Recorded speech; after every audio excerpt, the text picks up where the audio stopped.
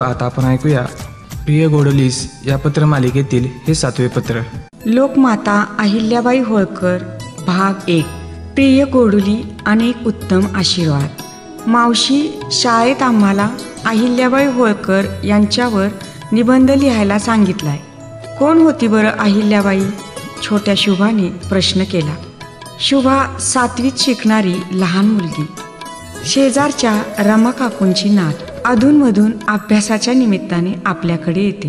पुस्तकात अहिल्याबाई होळकर यांच्याबद्दल माहिती नाही हे ऐकून मला वाईट वाटलं. सर्वार्थाने थोर असणाऱ्या धर्म आणि राजकारण यांचा समन्वय साधून लोककल्याणकारी कार्य करणाऱ्या लोकमाता आजच्या पिढीला माहीत नाही ही शिक्षणाची अधोगतीच म्हटली पाहिजे. मी म्हणाले, शुभा मी सांगते तुला माहिती. मी म्हणाले, शुभा मी तुला माहिती सांगते. लिहि बरं बाळा. नगर जिल्ह्यातील जामखेड तालुक्यातील चौंडी या गावी पूज्य अहिल्याबाईंचा जन्म झाला.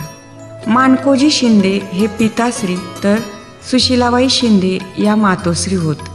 गरीब धनगर कुटुंब, सुसंस्कृत सुशील असे घराणे आणि त्यामुळे तसेच संस्कारही अहिल्याबाईवर झाले.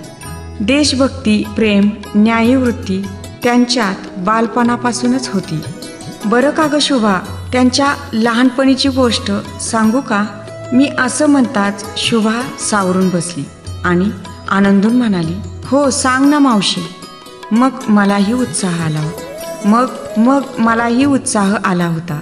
7-8 वर्षाच्या, म्हणजे तुझ्यापेक्षा थोड्या लहान होत्या अहिल्याबाई.